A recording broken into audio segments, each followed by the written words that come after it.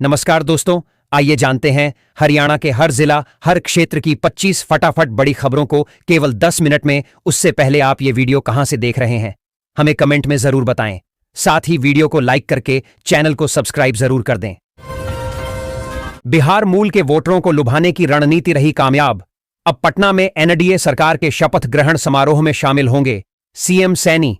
हरियाणा के मुख्यमंत्री नायब सिंह सैनी बिहार में एनडीए सरकार के शपथ ग्रहण समारोह में शामिल होंगे।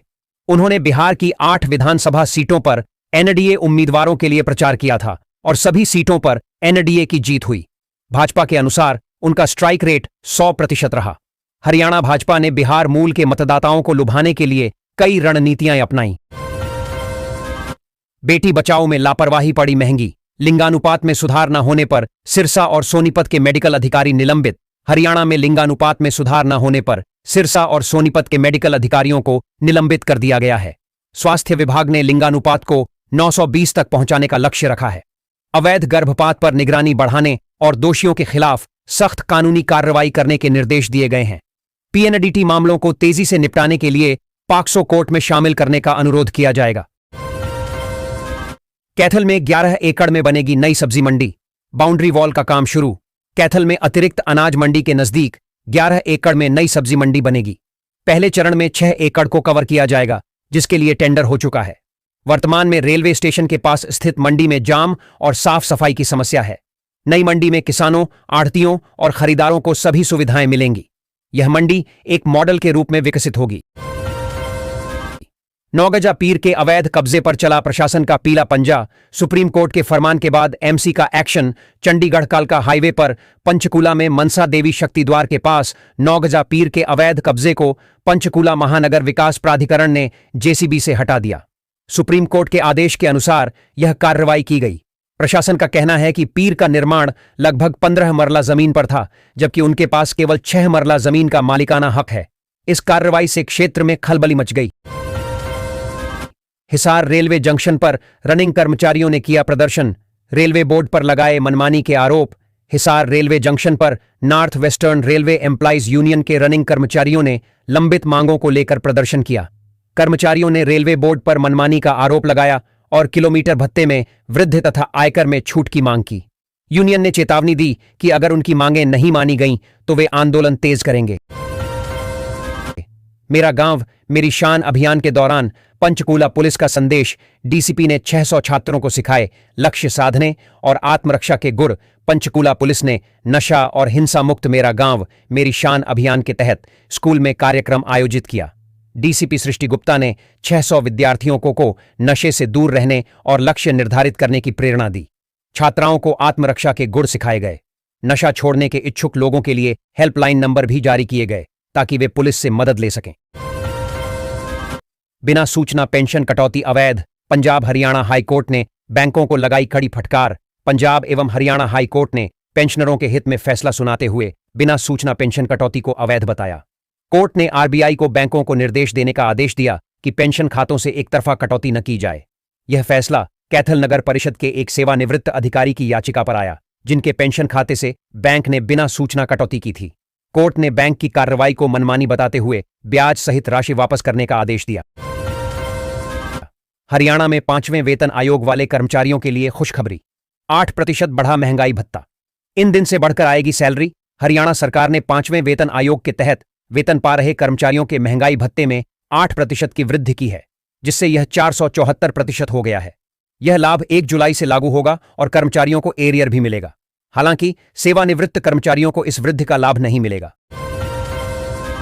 अल फलाह से 500 मीटर दूर बनाई थी लैब। यहीं पर बम बनाना सीखते थे डॉ उमर और डॉ मुजम्मिल। दिल्ली में लाल किले के बाहर धमाका करने वाले आतंकी डायन उमर और डायन मुजम्मिल यूनिवर्सिटी के हॉस्टल में साजिश रचते थे। वे गोदाम के ऊपर बने कमरे में बम बनाने के तरीके सीखते थे और यूट्यूब से प्रशिक्षण लेते थे। पुलिस ने उनके ठिकाने से भारी मात्रा में विस्फोटक सामग्री बरामद की है, जिसकी डिलीवरी कश्मीर से हुई थी। कमरा डायन मुजम्मिल ने किराए पर लिया था। मोबाइल कराया फॉर्मेट। व्हाट्सएप फेसबुक चैट की साफ। रडार पर आए अल फलाह के 200 डॉक्टर और स्टाफ। अल फलाह यूनिवर्सिटी में 200 से अधिक डॉक्टर और कर्मचारी जांच एजेंसियों के रडार पर हैं। 10 नवंबर को दिल्ली धमाके के बाद कुछ लोग यूनिवर्सिटी छोड़ गए। जिनकी पहचान की जा रही है। जांच एजेंसियों को शक है कि ये लोग आतंकियों से जुड़े थे। कई लोगों ने मोबाइल डेटा डिलीट कर दिया है, जिसकी जांच की जाएगी। पुलिस हॉस्टल और बाहर रहने वाले छात्रों के कमरों की तलाशी ले रही है और 1000 से अधिक लोगों से पूछताछ की जा चुकी है। सूरजकुंड में SYL पर भिड़े सैनीमान, हरियाणा सीएम बोले, गुरुओं की धरती जल विवाद में भी दिखाए बड़ा दिल। केंद्रीय गृह मंत्री अमित शाह की अध्यक्षता में सूरजकुंड में उत्तरी क्षेत्रीय परिषद की बैठक हुई। मुख्यमंत्री नायब सिंह सैनी ने पंजाब के मुख्यमंत्री भगवंत सिंह मान के सामने SYL का मुद्दा उठाया। उन्होंने जल बंटवारे पर जोर दिया और पंजाब से गुरुओं की परंपरा का पालन करने का आग्रह किया। नायब सिंह सैनी ने यमुना को स्वच्छ रखने के प्रयासों की बात भी कही। गुरुग्राम नहर बनी कूड़े का डंपिंग ग्राउंड, ऊपर से पॉलीथीन की चादर, नीचे फसलें बर्बाद। बल्लभगढ़ में गुरुग्राम नहर कूड़े का ढेर बन गई है, जिससे किसानों को सिंचाई में परेशानी हो रही है। नगर निगम की कूड़ा उठाने की योजना विफल होने से लोग नहर में कचरा डाल रहे हैं, जिससे जल प्रदूषण बढ़ रहा है। सिंचाई विभाग ने निगम को कई पत्र लिखे हैं, लेकिन समस्या का समाधान नहीं हुआ है। निगम का कहना है कि कूड़ा डालने वालों पर जुर्माना लगाया जाएगा और कर्मचारियों को तैनात किया जाएगा। फरीदाबाद में स्मार्ट सड़क एक झटके में धंस गई। 42 करोड़ का घोटाला या घटिया काम। फरीदाबाद में 42 करोड़ रुपए की लागत से बनी स्मार्ट सड़क धंस गई, जिससे इसकी गुणवत्ता पर सवाल उठ रहे हैं। सेक्टर 19 से 28 में बनी इस सड़क के धंसने से वाहन चालकों को परेशानी हुई है। स्थानीय लोगों ने सड़क की गुणवत्ता की जांच और ठेकेदार के खिलाफ कार्रवाई की मांग की है। अधिकारियों ने मामले की जांच के आदेश दिए हैं। अल फलाह यूनिवर्सिटी में NIA का छापा, डॉ निसार की पत्नी बेटी को हिरासत में लिया। पूछताछ जारी। फरीदाबाद की अल फलाह यूनिवर्सिटी में NIA ने देश विरोधी गतिविधियों के शक में डॉ निसार की पत्नी को हिरासत में लिया। डॉ निसार, जो मेडिसिन के प्रोफेसर हैं, पहले से ही आतंकी कनेक्शन के चलते जांच के घेरे में हैं। दिल्ली ब्लास्ट के बाद उनकी गिरफ्तारी हुई थी और उन्हें जम्मू कश्मीर सरकार ने बर्खास्त भी कर दिया था। उनकी पत्नी और बेटी भी जांच के दायरे में हैं। अल फलाह ने पैरामेडिकल स्टाफ छुट्टी पर क्यों भेजा? शाम 4 बजे के बाद कैंपस में न रुकने का आदेश। फरीदाबाद के अल फलाह यूनिवर्सिटी में प्रशासन ने अचानक सख्ती दिखाते हुए सभी कर्मचारियों को ड्यूटी के बाद कैंपस खाली करने का आदेश दिया। 20 से अधिक पैरामेडिकल स्टाफ के छुट्टी पर जाने से एक्सरे और MRI सेवाएं बाधित हो गईं। प्रबंधन ने कार्रवाई का कारण नहीं बताया है, लेकिन सुरक्षा को लेकर कड़े निर्देश जारी किए हैं। गुरुग्राम के लोगों की बल्ले बल्ले, 2 करोड़ के विकास कार्यों का शिलान्यास। मिलेगी बड़ी राहत। मानेसर नगर निगम क्षेत्र के वार्ड 19 और 20 में 2 करोड़ रुपए के विकास कार्यों की शुरुआत हुई। पटौदी विधायक बिमला चौधरी और मेयर डा इंद्रजीत कौर यादव ने इंटरलॉकिंग टाइल्स, सीवर लाइन, पानी की सप्लाई लाइन और RMC रोड जैसे कार्यों की नींव रखी। विधायक ने गांवों के विकास और मेयर ने योजनाओं को समय पर पूरा करने की बात कही। गुरुग्राम में अगले 5 दिन कैसा रहेगा मौसम? विशेषज्ञों ने अस्थमा के मरीजों को दी ये सलाह। गुरुग्राम में हवा चलने से प्रदूषण स्तर में कुछ गिरावट आई है, लेकिन शहर की हवा अभी भी खराब श्रेणी में है। एयर क्वालिटी इंडेक्स 258 दर्ज किया गया। सड़कों पर पानी का छिड़काव कम होने और निर्माण स्थलों पर लापरवाही के कारण धूल उड़ रही है, जिससे लोगों को सांस लेने में तकलीफ हो रही है। विशेषज्ञों ने प्रदूषण कम करने के लिए तत्काल कदम उठाने की सलाह दी है। गुरुग्राम वालों को बिजली कटौती से मिलेगी राहत। 147.94 करोड़ से तैयार होंगे 220 नए फीडर। दक्षिण हरियाणा बिजली वितरण निगम गुरुग्राम में बिजली व्यवस्था सुधारने के लिए 147.94 करोड़ रुपए से 220 नए फीडर बनाएगा। मानेसर डिवीजन में सबसे ज्यादा 93 फीडर बनेंगे। निगम का लक्ष्य है कि 31 मार्च तक काम पूरा हो जाए, जिससे गर्मियों में बिजली की किल्लत न हो। नए फीडरों से बिजली लोड कम होगा और उपभोक्ताओं को निर्बाध बिजली आपूर्ति मिलेगी। साइबर सिटी में बनेगा 400 बेड का आधुनिक अस्पताल। मरीजों को मिलेगी बड़ी राहत। हरियाणा सरकार गुरुग्राम में 400 बेड का आधुनिक अस्पताल बनाएगी, जिसके लिए जल्द ही टेंडर जारी किए जाएंगे। स्वास्थ्य मंत्री आरती सिंह राव ने रोटरी ब्लड बैंक में सोलर पावर प्लांट का उद्घाटन किया और 30 नए आरोग्य केंद्र खोलने की घोषणा की। सोहना और फर्रुखनगर के अस्पतालों में नई मशीनें भी लगाई गई हैं। हवा चलने से साइबर सिटी में सुधरा AQI, पर हवा अभी भी खराब। गुरुग्राम में हवा चलने के कारण वायु गुणवत्ता सूचकांक में सुधार हुआ है, लेकिन हवा अभी भी खराब श्रेणी में है। प्रदूषण कणों के बह जाने से थोड़ी राहत मिली है, पर स्थिति अभी भी चिंताजनक बनी हुई है और सुधार की आवश्यकता है। हरियाणा में ठंड का प्रकोप जारी। दिन रात का तापमान गिरा। पहाड़ों पर बर्फबारी के चलते मैदानी इलाकों में ठंड बढ़ गई है। चंडीगढ़ में न्यूनतम तापमान 9.0 डिग्री सेल्सियस तक गिर गया है। मौसम विभाग ने अगले 2 दिनों में और ठंड बढ़ने की संभावना जताई है। पश्चिमी विक्षोभ के कारण पहाड़ों पर बर्फबारी जारी है, जिसका असर मैदानी क्षेत्रों पर पड़ रहा है। यह मौसम गेहूं की बुवाई के लिए अनुकूल है। किसान बुवाई में लगे हैं। सुबह खाटू श्याम के दर्शन और शाम तक घर वापसी। हरियाणा राजस्थान के ग्रामीणों को अब सीधी बस सेवा का लाभ। नांगल चौधरी से खाटू श्याम के लिए सीधी रोडवेज बस सेवा शुरू हो गई है। पहले इस रूट पर कोई सीधी बस उपलब्ध नहीं थी, जिससे यात्रियों को परेशानी होती थी। अब यात्री सुबह दर्शन कर शाम तक अपने घर आराम से लौट सकेंगे। राजस्थान के वासी भी इस बस सेवा की मांग कर रहे थे। अगले 7 दिन में 5 दिन बैंक बंद। कहीं आपका काम तो नहीं अटकने वाला। भारत में बैंक हॉलिडे एक महत्वपूर्ण जानकारी होती है, जिससे आम जनता को अपनी आर्थिक गतिविधियों को सही ढंग से प्लान करने में मदद मिलती है।